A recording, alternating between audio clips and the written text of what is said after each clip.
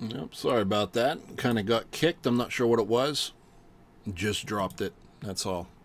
Live streaming is full of things like that.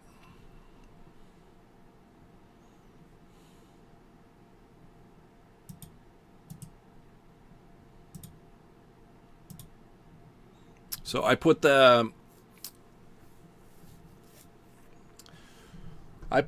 map link here in the new window, if you will, the new live stream, so that you guys can reference that if you want to. So welcome to tonight's live stream. We're going to do vertical jigging, and I'm going to focus a lot on looking at the mapping program here around Raystown Lake.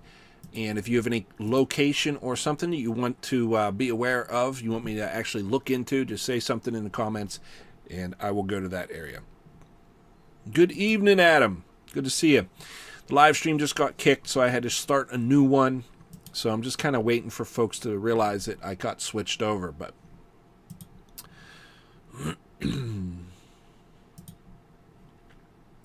just give them just a minute.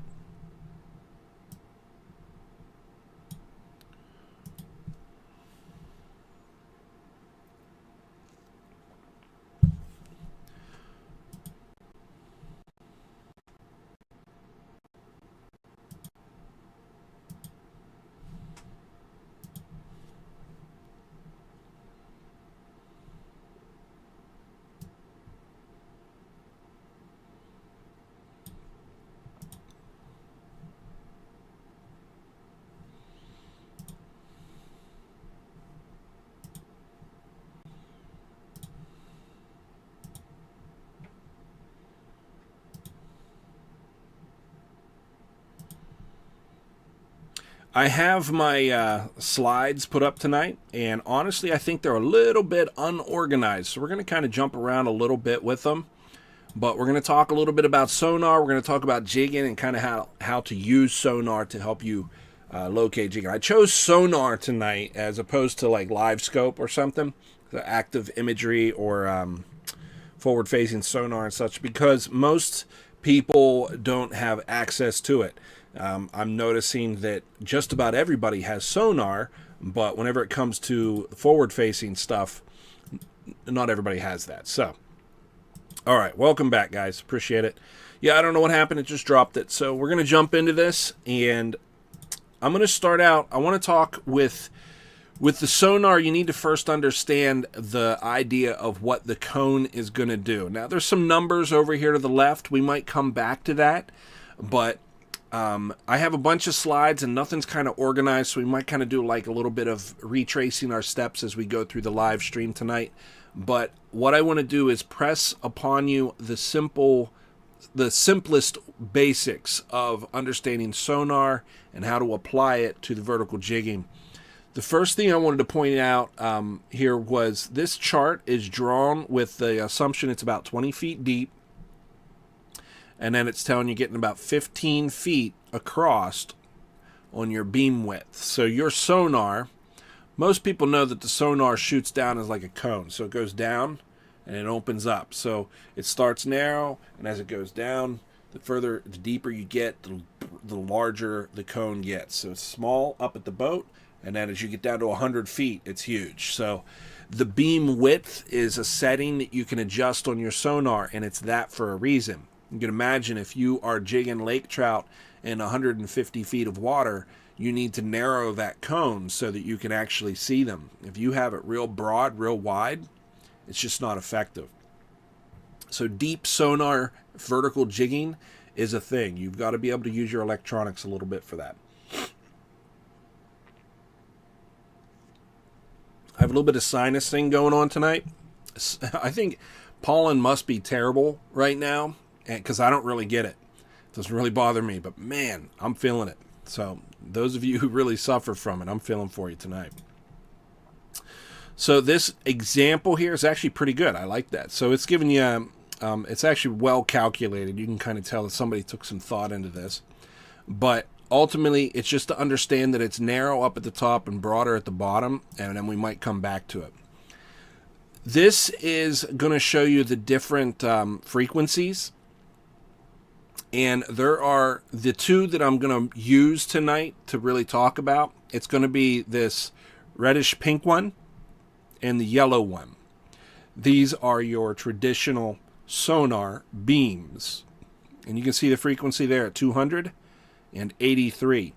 A lot of our units actually have a quick button that you can choose between one or the other.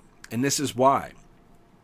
200 gives you that narrow beam for deeper water, and the 83 gives you a broad band so that you can search more with it or jig like up in the shallow water.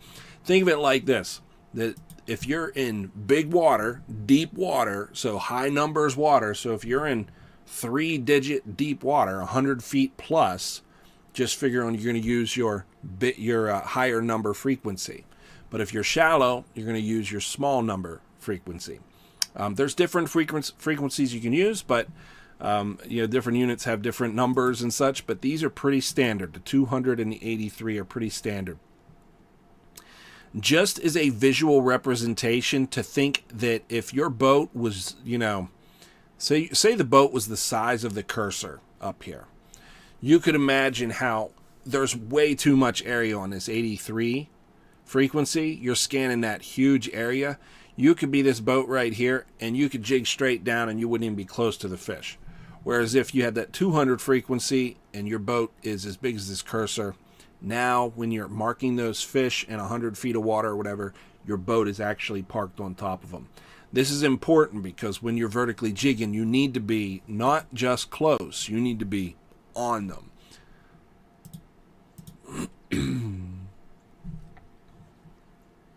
Oh, nice. I see you, McKenna. Well, you guys could focus up on fishing. YouTube will record this for you. You can watch it later, but you're welcome to, of course, tune in now, too. They were just here at the camp, so we were here talking at fish camp, and then they went down and got on the water, and now they're watching the live stream while they're out on the water. Good luck catching bait, guys. So, if I go back to this beam setting here, I'm going to flip to the next one. I think this is the one I want. Yeah. So this is a really good representation. It's not to scale or anything, but it's saying at 40 feet, you're getting a 14-foot diameter here. And I think that's pretty accurate. I think that sounds pretty good. At 40 feet, that sounds about right. I would think that if you got a 14-foot diameter, these guys, this John boat up here is about, 20 feet long, 25 feet long. So it's not in proportion, but yeah, I think at that depth, that kind of makes sense. Now they have this broken up into the, where the thermocline is, the different regions here as far as the hypo and the epi. But I don't think that's so much important here, but to understand how it spans out. And it doesn't tell you what frequency they're using either. I think we might come back to this, and there was something about it that I wanted to reference. But again, just the idea that it's getting wider. I'm going to do a quick flip through here and just remind myself what I'm looking at.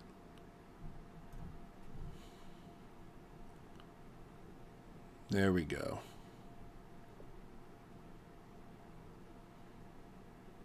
All right, so this 83, the biggest thing it's pointing out here, I think, is the detail. So you're going to have less detail with the 83 and more detail with the 200, yes. But it's collecting less information. So you might have, it'll be focused effort. So it's looking at a narrower area, so it puts all its energy, if you will, into giving you a high-resolution picture. High-resolution picture doesn't mean too much. All you need to do is mark the fish. If you know the fish are there, you can fish for them. That's the most important thing. So I want you to kind of train your mind to think of sonar as you're not trying to get a detailed image. Honestly, who cares if you can see their gills moving on the electronics?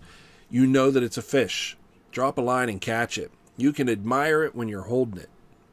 Get it to the boat first. What I'm saying is you can go overboard worrying about the detail that your electronics give you. That's a big thing with the guys who use forward-facing sonar. They're really trying to tune it in to give themselves a good image, they always say. The good image doesn't matter. If you see the fish is there, go fishing for them. Look up and become the fisherman. And I think that that's a critical mistake a lot of forward-facing sonar guys use. When you do throw the sonar down, it does have a cone, and where the fish is...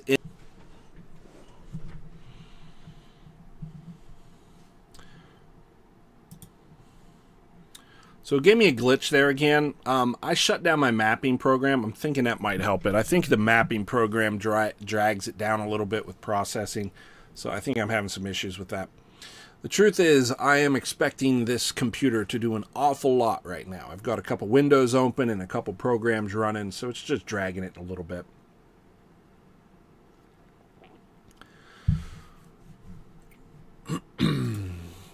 When you have a fish on the very edge of the cone, what you're going to get is just a little bit of that blue mark. So this is assuming that your settings are close to correct. But if that fish were to swim in and then swim out just right along that edge, what you'll get is the little skip of a blue mark. So because it's not in the center of the cone, you're not going to collect a whole lot of information. Whenever he's dead in the center, when you're directly over top of it, you're going to get this bright yellow return. What you want to think of that is that's the body. That yellow is the body. So as you're traveling over top of it, when you get that yellow mark, that's when you would spot lock, or that's when you would drop your lure. And you can back troll to do this too, but you want to drop right when it gets yellow. You want to drop. So think of it like this. If you're driving over top of them, and it's blue, then it's red, you're holding your rod out the side of the boat, and when it turns yellow, drop it. And at that point, you're right on top of it. This doesn't sound like a big deal until you're down at, 50, 60, 70, 80 feet, and that cone is a difference of 30 feet wide. So if you drop on one side, like as soon as you see that mark right there, you're 30 feet, maybe more, away from the fish. So don't jump the gun on this. Just wait until you get a good solid yellow mark, and then you know you're directly over top of them.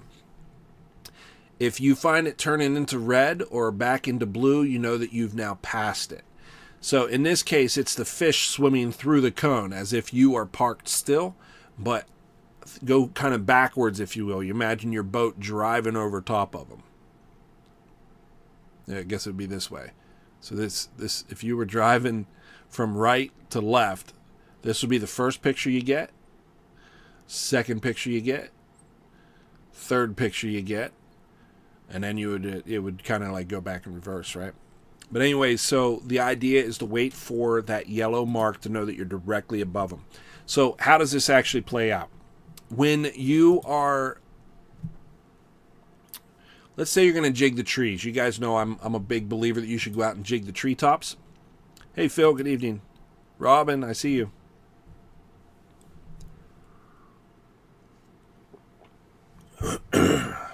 Feels like the pollen's just back there in the back of your throat.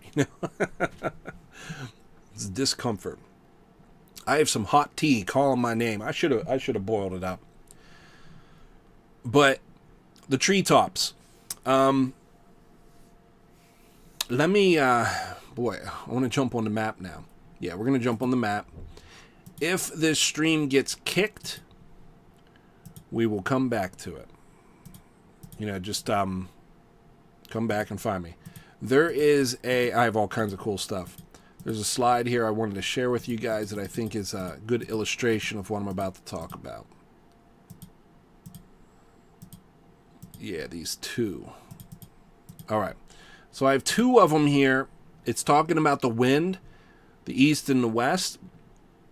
At Raystown Lake, what we typically get is a southwesterly wind. That is, the wind comes from the south or south-southwest, kind of. The reason that's important to know is because it does have an effect on the lake and where the fish hold. So be thinking of the wind direction when you're out there. Think of it as like a bathtub on the back of a pickup truck or something, and it's sloshing. That's an exaggeration. It's not going to slosh that hard, but it is going to have an effect. What it does is that wind will drive the warm water to one side or the other. If water gets driven out deep, it's not going to have as much of an effect. See how it kind of gets thin? But if it gets blown in shallow, it's going to have a huge effect. So this is something I think I saw just in the last couple days, and I'll go to the map to show you where. But I want to take you to this diagram here because I thought this was a little bit better. This is a captured basin, so this would be like a cross cut of the main channel or something. And the wind is coming this way, and it's going to push that warmer water up against the bank. What you typically find is, this is like your thermocline right here. So your thermocline can get weird sometimes. Because of the wind, you're going to get this weird shape to the thermocline. It's not always perfectly horizontal. What you'll usually see, though, is you'll notice when you're in this part of the lake that the thermocline is real shallow, up about 6 feet, and then you just go to the other side of the lake, and your electronics will be showing that the thermocline now is about 15 feet deep. So it's just a little bit of a difference, but that is what's happening there. You're getting that sloshing effect, whereas the warm water is being pushed over, usually against the bank. And if you can find the bank where the water temperature is a little bit warmer, check the water temp on your electronics. That's a good indication that you're in the right place, that you're finding that sloshed warm water. Now, to jump onto the map, I'll show you what I'm seeing right now. So this is very real time, and you guys can use this. You guys can go out and capitalize on this. This is 7 points right here. And what we're going to do is we're going to come right over here along this edge right here. So you're going to put in at 7 points. There's the dock. You're going to motor out, and you're going to come right around this point right here. So you're going to come out of the no wake zone. You're going to be on plane for this little bit right here. Is that up? Not sure if that was shown, but this is 7 points. You come out of the no wake zone, you go on plane, and then you come right off plane because this is a no wake zone too. You come around this point, and then right here is where I want you to focus. This edge over here, if you drive around a little bit, you'll see there's a lot of trees. And what the fish are doing,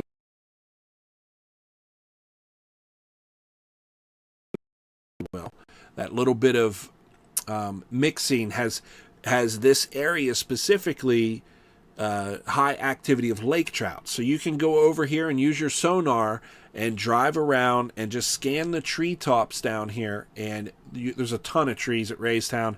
This is no exception. Just drive around this area next to the shoreline all the way back, and you can check the whole area here back by Marty's, but start right through this section and look in treetops. What you're going to see is the treetops are going to have these orange arches right at the very top of them. We'll go back to our arches real quick.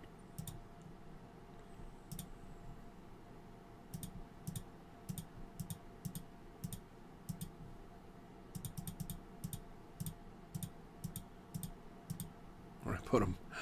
All right. What you're going to have is right on top of the trees, you're going to have these bright arches, this return right here. They're not going to be moving.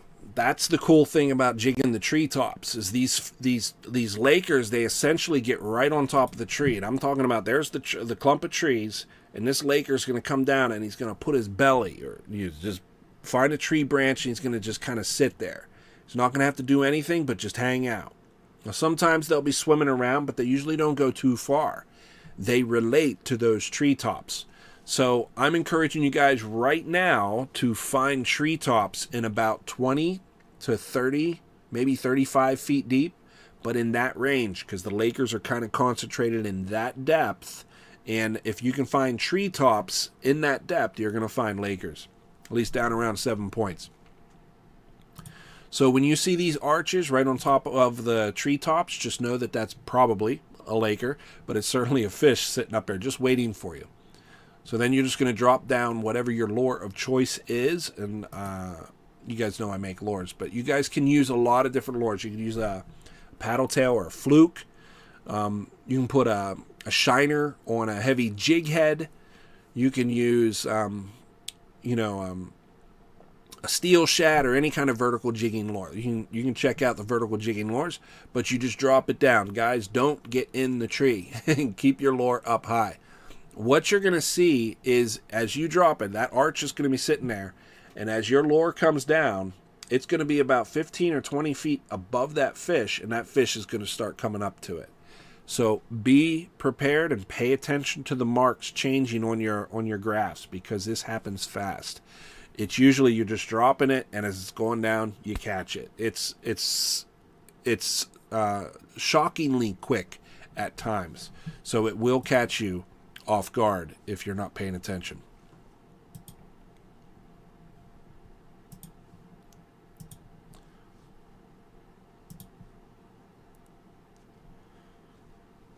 I want to give a little word of caution too.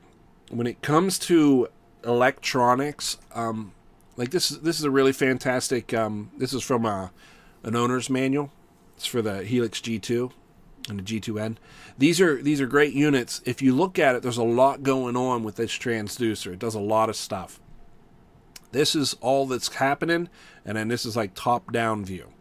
This is awkward. When I talk to people about what side scan and down imagery looks like, it's difficult to explain this. The best way, and I'm not going to talk about it too much in application, but I want you guys to understand what you're actually looking at with side imagery and down imagery is, let me turn sideways so you guys can visualize this with me. If I'm driving my boat, right, like I'm driving this way on my boat, my side imagery isn't looking like this. I know that's what people say often. It's not how it's looking though. Your down imagery is looking straight down. So it would be as if you took your head and you just turned it and you looked straight down. That is your down imagery. So I think we can kind of conceptualize that. I think most people understand that. Side scan, though, is really awkward. I know there's a learning curve to learning how to read it. I want you to think of it like this. It's down scan, but it's turned to the side. So if you took your head and you looked straight down and then turned your head sideways, like that. So, is it making sense? You look down and then you turn your head sideways. This is an awkward perspective for us to really, because nobody walks around like that. And I think that's why there's a disconnect. Because you're looking down and then you're turning sideways to look out. And now the images that you are marking as you're going along, they're at an awkward angle, they're in an awkward perspective. But that's what side imagery is. I find it's really helpful to look at the shadows that are showing up. That is the black negative spaces that you don't have any details for on your side imagery. That's usually what you're seeing behind trees. So they'll just be like shadows that your electronic doesn't have any information for. And so it's just black. Naturally, before that is where the tree is. So next time you're looking at your side imagery, think of it like that. Like you're looking down at your toes and then turn your head sideways. Very awkward perspective, but that is the angle. With all that being said, that is your side imagery and down imagery, the one it's a very narrow beam. We're going to just skip I'm not going to talk about that anymore. It's a little bit confusing. But we have the 83 hertz, and then the yellowish orange here in the center is 200. This transducer has a whole lot going on, but we're just going to look at the sonar, and you have two settings on your sonar.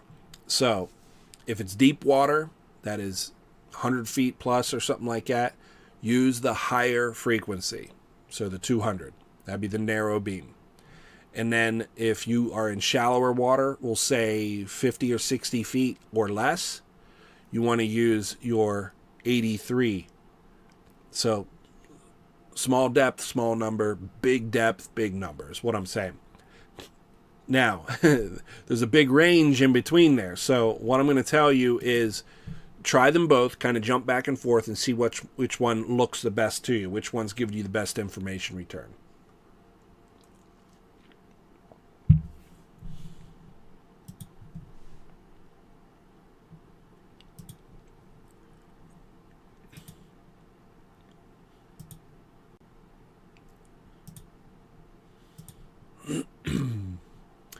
When you guys come out here and you're looking at the treetops along the edge here,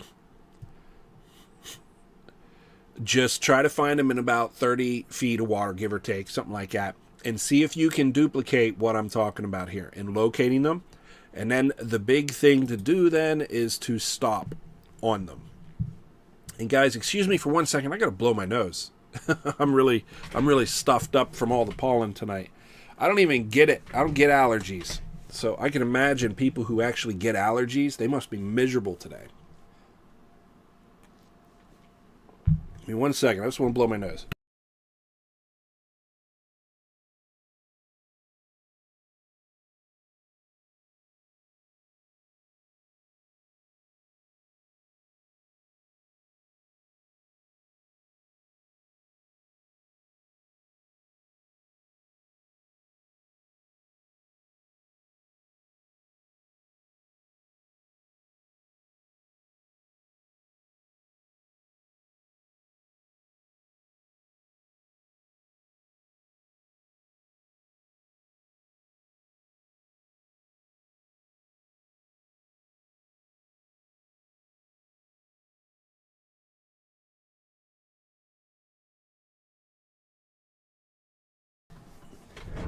I can tell you, I am going to make some hot tea as soon as this live stream's up.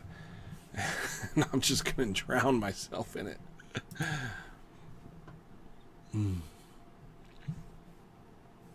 That's a great question, Brian. Chirp. Think of chirp as really high numbers.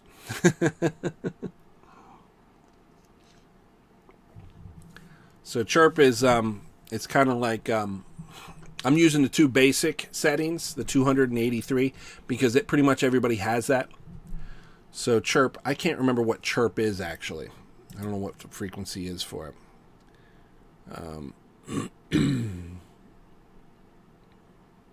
don't think I have it on my slides here, but let me see if I do. One of them might have it. I'm just kind of flipping through them real quick.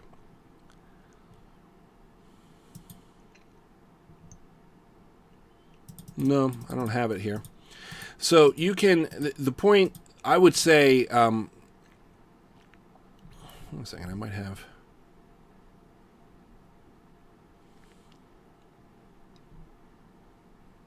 Is it 800?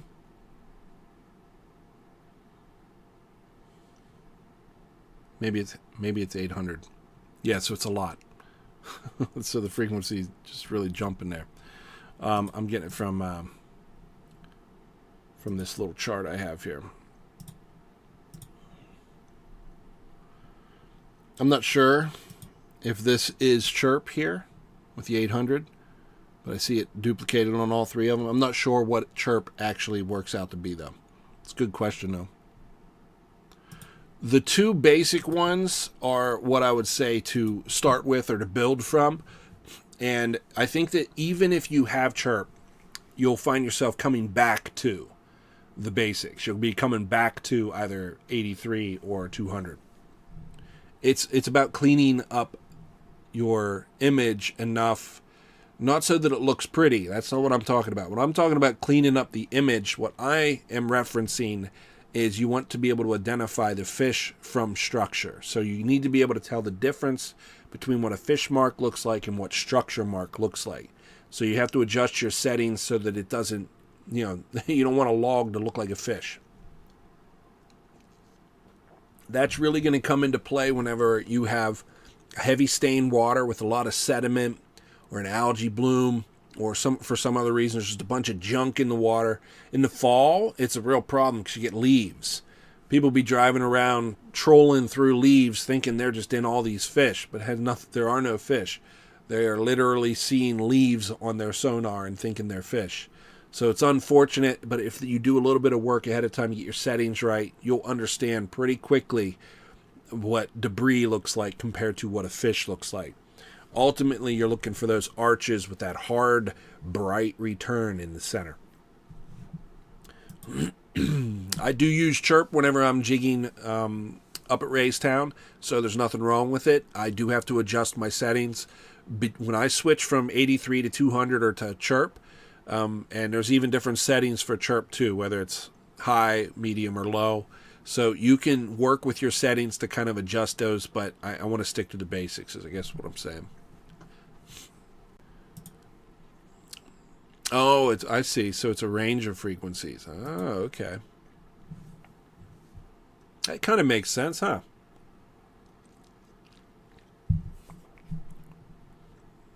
If I jump back to this crazy diagram here with all of this going on,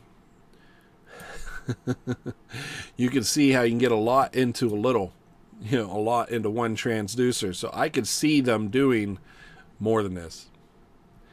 As a matter of fact, right there, I think I see it, Mega. Oh, that's the Mega Live or something. It's 800 right here. I don't know. Maybe that's their referencing. I don't know. I haven't worked with that unit. When I first started vertical jigging at Raystown, I had downscan only. I had that single, I think it was a 5-inch unit, and all it had on it was downscan. And so I used to go out and I would just mark them and I would drop my lure. So as soon as I marked it, I would just drop. So I didn't overthink this. And then I would use the tiller on my John boat to bring myself back to where my fishing line was straight up and down. And I would just jig and boom, and I would catch fish like that. So don't overcomplicate it. Equipment is like that. Electronics are like this. They can make you think you need something you don't. But ultimately, try to keep it as simple as you can. Don't get lost in the technology. Never lose track of being a fisherman, I think most of you are already thinking like that, but just to tame it down. It's easy to get lost in the electronics world.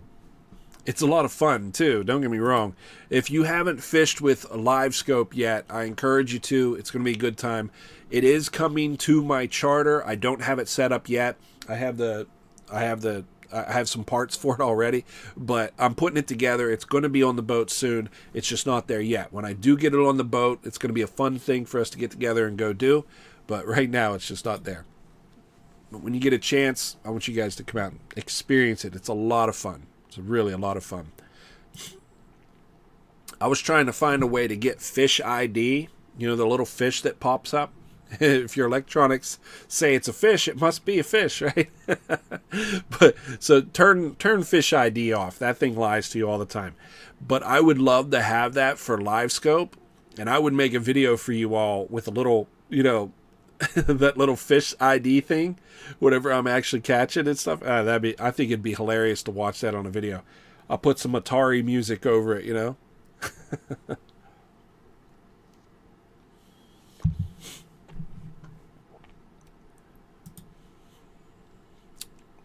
Well, thank you, PA Mount. Appreciate it.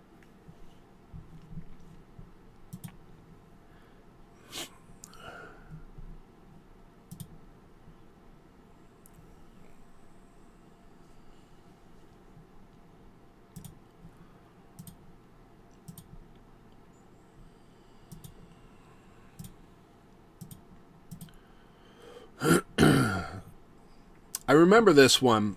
There's a it says a classic trout trap, right? And you can check the depth lines for it. And this is actually, I see this often up at Raystown Lake, so this is something good to look for if you're vertically jigging deep for lake trout. This is more shallow, but very similar. You get this little horseshoe shape like that. And it says this is more like for walleye. The difference is really simple. It's just depth. It's the same pattern, the same shape, these little horseshoes, these little cutouts. And one is shallower, about 20 feet, and one's deeper, around 60 to 80 feet. It's the same structure, just different depths.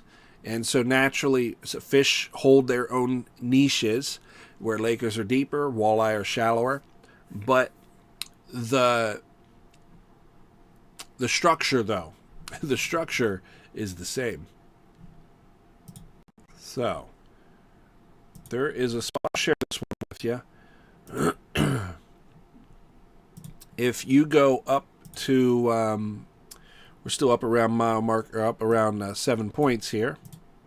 So there's 7 points. Come across the 7-point saddle here. And I think the 7-point saddle is actually pretty hot right now. And that's probably really short-lived. It'll probably only be really good for like days, maybe a week, maybe 2 weeks at tops. But it seems to be doing okay right now. You should be able to, after scanning this edge over here for Lakers in the trees, you should be able to jump over on this side of Marty's and do the same thing. Excuse me. And then maybe duplicate it again on the other side of Susquehannock. You see, it's on the same side, that same bank.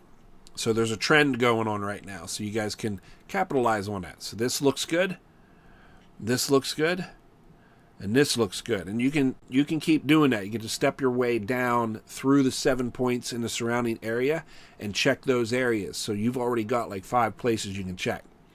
But the area that I want you guys to focus is right over here. What is this? Mile marker 6, I believe, right here. There is a spot right over here where you get this. It's an imperfect horseshoe, but you see how it's kind of punched out and back in like this? What you get is you get these little pinch points. You get this like, what we might say is a submerged saddle right in here. So you see how it's lower here and then it comes up and there's kind of this draw right across through this section and then it goes deep again. You end up with this submerged saddle in about 60 or 70 feet, and that's actually a good spot. So like the diagram we were just looking at, you end up with this horseshoe shape kind of push out, and then you end up with a saddle that's kind of like connecting them. So you get it's not just a horseshoe like cutout like it's in the bank right here. This is the one I was thinking of.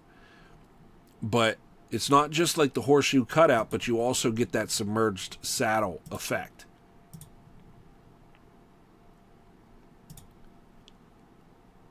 So right there's that submerged saddle. And you can see that there's a nice point that draws out here. So you can follow this all the way out. And it's a very slow, steady drop off until you get out to here, and then it just drops off like a just straight off. Well, naturally on this side it's super steep too. But anyways, that's a spot you can check out there at 6, and it's really similar to that diagram that we were looking at. These structures that I'm showing you, they're all over the lake. So you don't have to go to the exact spot that I'm talking about, but what you're going to do is you're going to look for these patterns, these trends, so that you can focus them. If you do find a horseshoe area, try to find, like this is trying to show you, some rocky substrate, something down there that's more than just the topography change. You want to find rocks.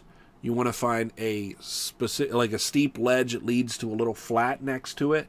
That little flat next to it will probably be holding something, but it gives you something to look for on the map so that when you go out on the water, you're not just fishing blind. You actually have a little bit of an agenda.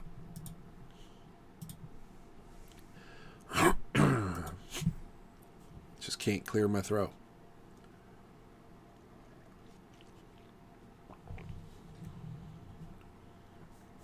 Oh no, Chance he hooked into a striper, but he couldn't get him boated.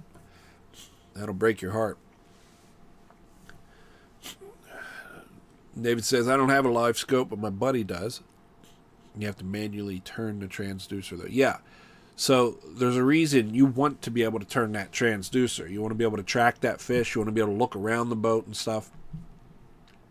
Yeah. It's a lot of fun, guys. The live scope is just a lot of fun. I have no hate for it. I really enjoy it. It's coming to the charter, guys. It's coming. It is going to be here before you know it. Let me talk about this just for a second. This is talking about water velocity as it goes by. Excuse me. Right at the top, pretty fast. But it's actually about just a couple feet underwater, say 4 or 5 feet underwater. That's where the current is the highest. And as you get closer to the bottom, it's slower. This is one of the major reasons why you'll find fish sandwiched against the bottom. It's just that's the lowest flow area. That's the least resistance. So they can turn into the current and they can just very easily hold themselves there, especially if they get a little piece of structure in front of them. I know we're looking at rainbow trout here, and this is probably only about 8 feet of water or whatever. But this application is very true even if it's in 80 feet of water. The reason they favor the bottom is because that's such a low energy spot. It's one of the reasons, it's one of the influences. They still have to have oxygen down there, and if they don't have oxygen, they're not going to be down there. They can't live if they can't breathe. But they're going to find that happy middle, what we would call an equilibrium. And that's a whole other stream that I'm going to talk with you guys about at some point. After looking at all the systems where they all balance out, you end up with that little equilibrium. That's the Goldilocks zone. So it's like the best that they can do given what they've got. That's the equilibrium. That is the magic in fishing. If you can figure that out, you're going to be unstoppable in the water. This is talking about tubes. I do want to talk about that. I'm jumping around a little bit because I didn't organize the slides so much. Let's go to this one right here. Yeah. First of all, let's look at the map real quick. This map is linked down below if you guys want to check it out. You can put it in your bookmarks bar. And if you don't see it down there, you can just check in the comments section. I did link it there. I did link it there, didn't I? Yes, right here. It's up at the very top of this live stream. You just click on that and then save it to your bookmark. All right, let's go down to Chattin. I'm going to take you guys down to Chattin here.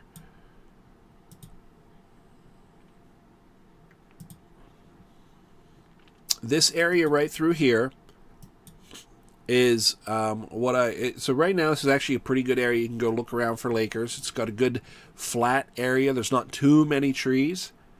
Excuse me, 1 second. So if you guys put in right here at Chattin, you just pull right out here. It's right in front of the dock.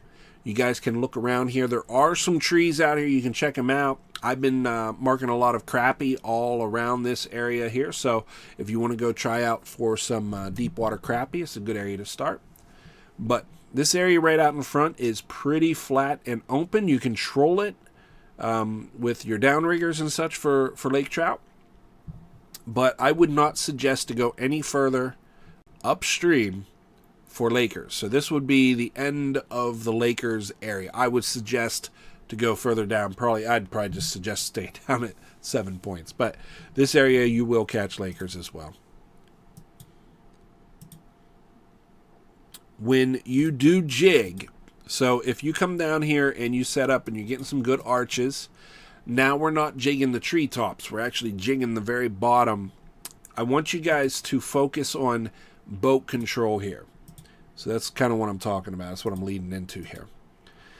This fisherman in the diagram is back trolling using his main engine to stay put. And simply, he's going, excuse me, he's going too fast because he's getting caught up here on this rock. But the idea is what you see here, the perfect example of staying vertical under the boat. This goes back to what I was just saying about before I had electronics, before I had sonar, before I had really much of anything. I had my John boat. I would simply use my down scan and drive along these flats, and when I would see a mark, I would immediately drop my line and I would hit reverse and bring the boat back over. So I would just hit reverse and back troll over top my line until it was straight up and down. And because I'm jigging the very bottom, my lure would go shooting straight down there. So I started using a really heavy lure, 1 ounce or more, and I would get down there as fast as possible. And as soon as I hit the bottom, I would engage the reel and I would start jigging. So I would still be reversing into, to get my line straight up and down next to my boat. But I'd be jigging with one hand and running the tiller engine with the other hand. So it was a little chaotic, but I did a lot of fishing like that. Did a lot of good fishing like that. But it was about boat control. It was about staying directly over top of where I dropped. So in that example that I gave you, this boater driving this way saw on his sonar that there was a fish, and as soon as he got that yellow mark on his sonar, he dropped his line, clicked it into reverse, and started backing up until his line was straight up and down. Something to keep in mind when you're doing this is going to be the wind direction and the current. So I recommend that you work into the current and into the wind as best you can. So I'm using trolling motor, so I can say that. If you're going to do back trolling, it's going to be the opposite. Because your engine's in the rear of the boat, you want the engine, the power on the boat needs to be into the wind. So if you are using back trolling methods like the diagram, you want to basically be backing up into the wind or drive with the wind or even drift. But when you make that mark, you want to turn your engine into the wind and pull you back into position. So without an anchoring technique of some sort, you're going to be back trolling or using your trolling motor to kind of keep you on point, keep you on your mark. Old John boat, vertically jigging. A lot of days doing that. Guys, I have to blow my nose again. Sorry about that. Give me 1 second. I just want to blow my nose again. I'm so stuffed up. Hope you guys don't have allergies, because you got to be struggling right now. If I'm struggling, y'all have to be dying.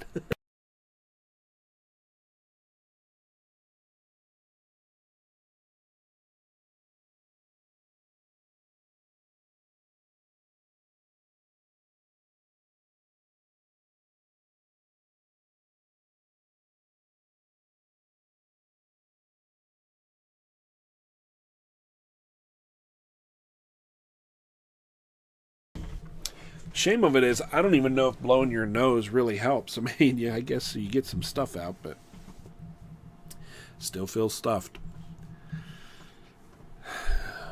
Adam says he's looking forward to a video with trolling with live scope. Yeah, I think it's a cool idea. The idea of turning the live scope rear facing while we're trolling, yeah, it'd be a lot of fun. You see the fish come in and attack. Yeah, I got good ideas for it. It's going to be fun, guys. It's going to be fun. It's going to be a good old time.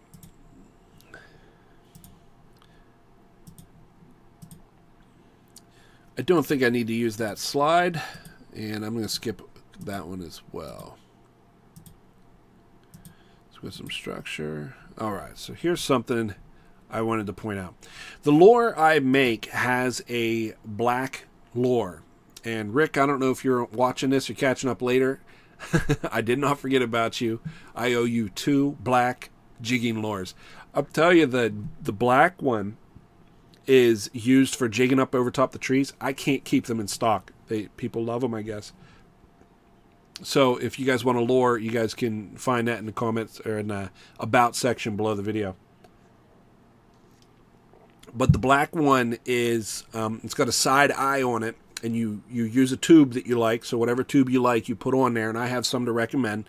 But this is the one you would drop down over top the treetops to jig for the Lakers that are up in the column. So this is not for the bottom, though it will work on the bottom. It's not for that. So it's a tubed lure, and that's why I was showing you guys this diagram. Now this guy here, he's just casting and retrieving. And you can see that he has different retrieves based on which kind of lure he's using. Ultimately, the tubes are the ones that are going to go down the furthest. And then he's just got to wait forever for it to go down. The issue with this, when you're casting from the side now, this is cast and retrieve. And I'm going to come back to vertical jigging, but there's some application here. If you're cast retrieve, as this thing is dropping all the way down, oftentimes the fish will grab it on the drop. You will not know. If this is dropping, there's a good chance you'll miss this hit.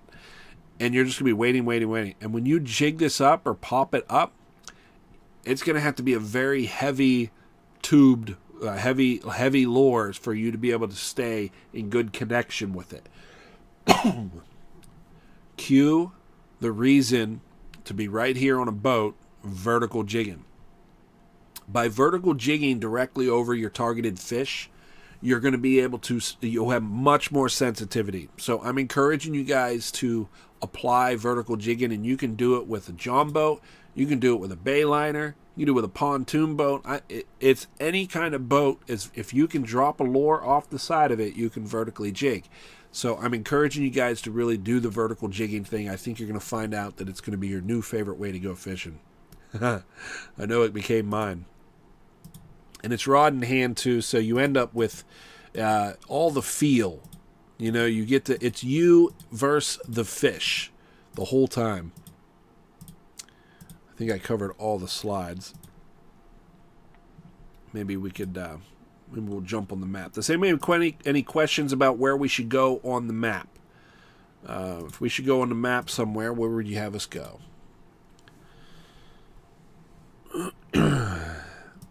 I have aspirations of going out for walleye here. Today is the first day of walleye season. Oh, I wanted to mention, I don't know if you guys know this, my fish camp here where I'm streaming from right now, two things. One, it is brought to you courtesy of Starlink, and I'm going to link Starlink down below. If you guys want to do it, I have a referral code for you. And I am currently at Rough and Ready Campground. That's where this camper is set up. Rough and Ready Campground also has a bait shop. And I talked to Zane, the gentleman who runs the bait shop. He's going to look into getting leeches. He doesn't always get leeches, but he's going to get at least a small order of them. And that's basically for us. We are going to go out and chase walleye, and we're going to use leeches. Leeches are a classic walleye bait, and I know hardly any of you, excuse me, hardly any of us have used leeches in the past. So it'll be a new thing to try out. We're going to expand our techniques, and we're going to bring some live bait in. We're going to run some Lindy rigs with leeches. And it'll be a lot of fun. So, he's going to look into that for us.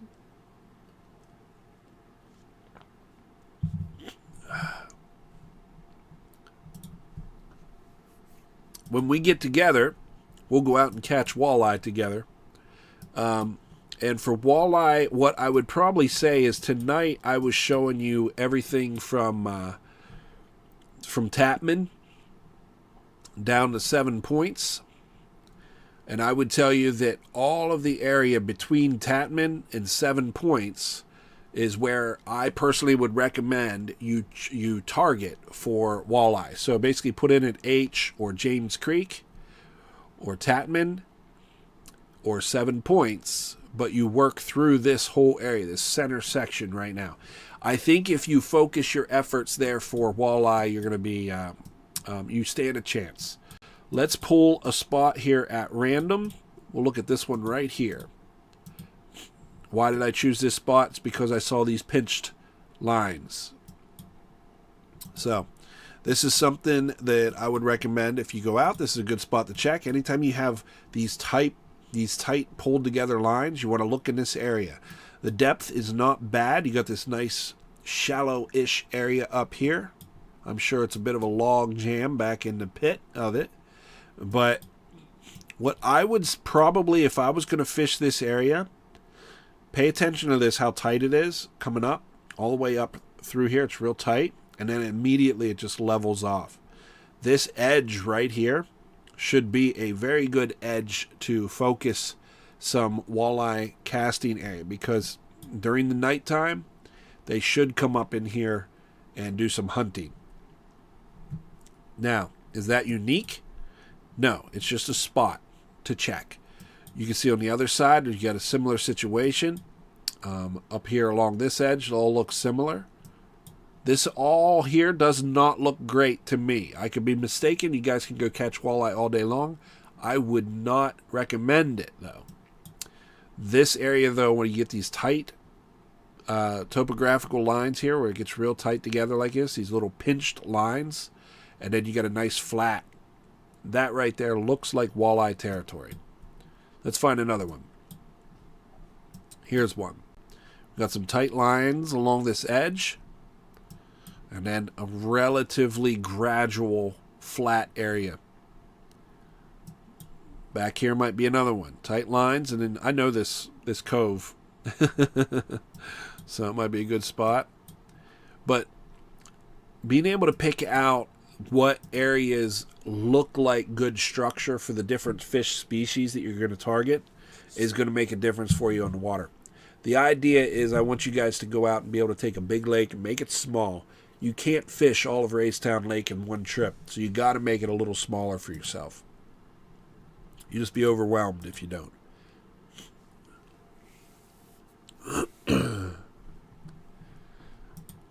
I'm going to get back to you, Phil, on the leeches. I just talked to him today. He said he's going to call his guy, his supplier, and I think he did. I just don't think the supplier got back to him yet.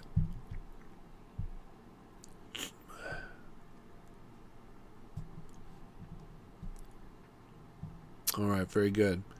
Rick, I'd be happy to do a consultation trip for you. Guys, I've got to tell you, I knew that the consultation trip was something the market needed. I honestly didn't realize how good I was going to do with the consult trips.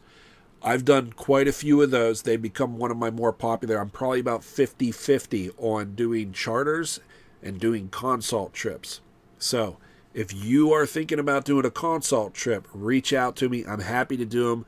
I think they're getting better and better every time I do them too. So I'm better focused on how I want to get on the water with you and make your boat a better fishing vessel. So that's the gift that keeps giving, you know. Now, disclaimer. I want to tell you, when we do the consult trips, our catch rate is much lower.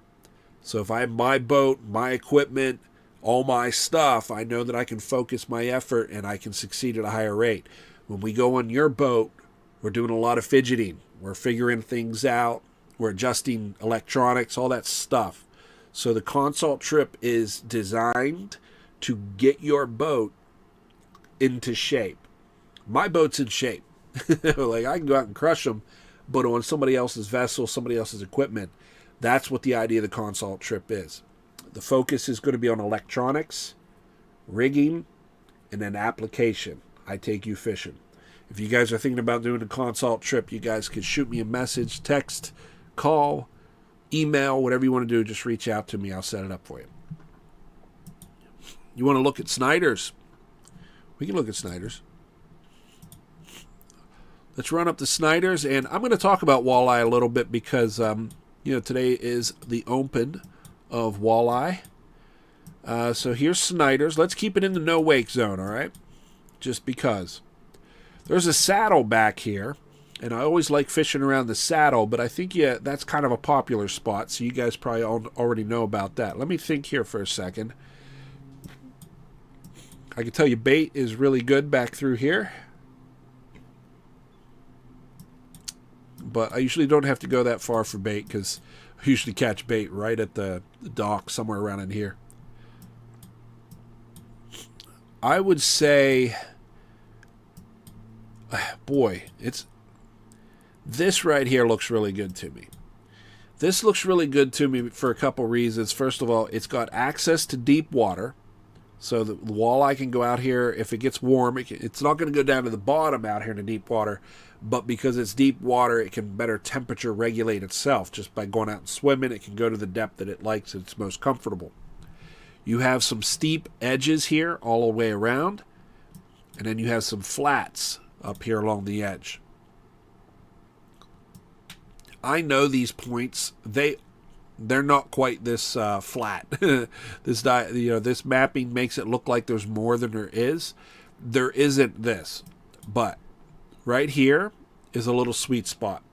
If you get steep coming in right to the edge, this creates a pinch point. Basically, anything working this flat, coming this way, is going to get bottlenecked down into that little spot right there. If you wanted to bank up somewhere, that's the kind of place you want to look for.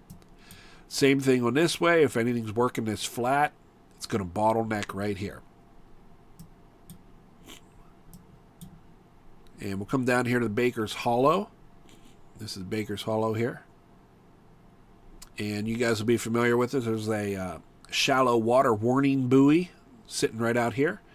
I think that this area through here is really good as well. And depending on how that water's getting slooshed around, the temperatures might be just right for walleye to be packed up right there against that side. So what we're looking for is steep drop off with access to a flat, something they can hunt at night.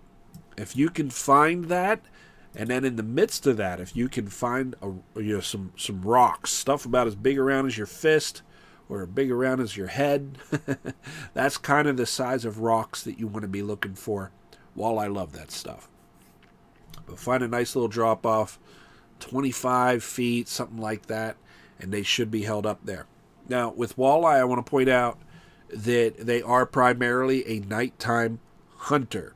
And that's why I think you see most walleye anglers at Raystown Lake, guys who target them exclusively, they're getting on the water at 9 p.m.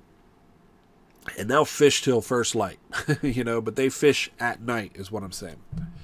Now, that's because they are fishing for them during that 10% of the time that they're highly active. 90% of the time, they're not highly active. So I personally target them during the 90%. So I figure out where they're at 90% of the time. And then I go try to fish for them. So that's my attempt. That's my method, but it's a daytime method. And it's usually deeper water. It's usually vertically jigging. It's just a little bit different. But if you come out overnight, you can cast crankbaits just like you're bass fishing at night in these areas that you guys are learning about. And you should do okay.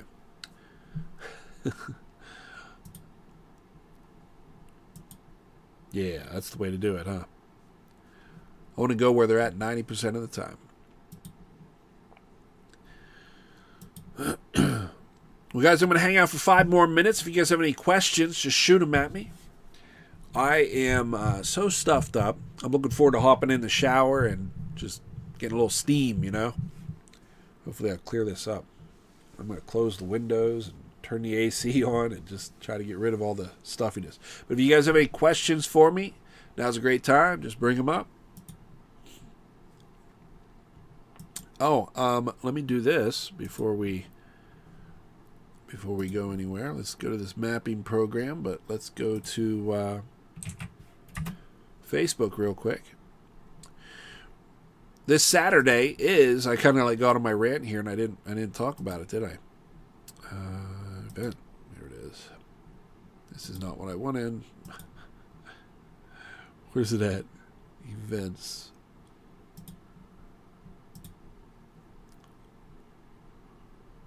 Here we go. This weekend, this Saturday, the bank angling event this Saturday. I do have a lot of folks who have asked about it. Of course, there's a lot of people responding. If you want to do the registration, it's right there in the description on Facebook. And right there it is. You just do the registration. And I appreciate you guys chipping in for that. It covers the cost of corn and such, Just it's a little thing, but it doesn't come out of the pocket that way. And plus, it makes it worthwhile to do what I do. But bank angling events can be at Weaver Falls. That's this Saturday. I wrote up that it's going to be from 5 a.m. to midnight, essentially. You can come early. You can stay later. It's an open invite. You guys can be there earlier or later. You can come a day earlier if you want. But I'm going to shoot to be there during that time. And as long as the fish are biting, I'm going to be fishing. So that's this weekend. Hopefully you make it.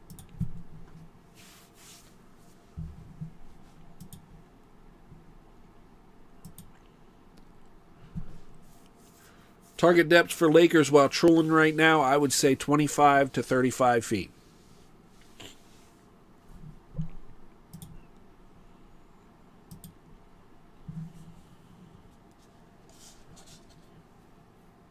perch around shy beaver and hitting some flats and coves, I would say just stick to the flats. Do a double rig, have 2 hooks, do 2 presentations per rod. So a hook high and a hook low. Then we put a minnow on one and a night crawler on the other. You can use jig heads or just a normal Aberdeen hook or a bait hook. Should do just fine. Cool. Guys, I'm going to shut it down. I'm going to try and fix this issue that I have going on with the sinuses, and I'm going to bid you guys a good night, all right? So thank you for stopping in for the live stream, guys. Make sure you smash the like button on your way out, and stop back for the live streams Monday nights at 8 p.m. Bag angling event this weekend. Make sure you stop out. We'll shake hands, maybe take a picture or something. We'll catch some fish together. It'll be a good old time. So that's it for the live stream. Everybody have a good night, all right? Much love. Much respect.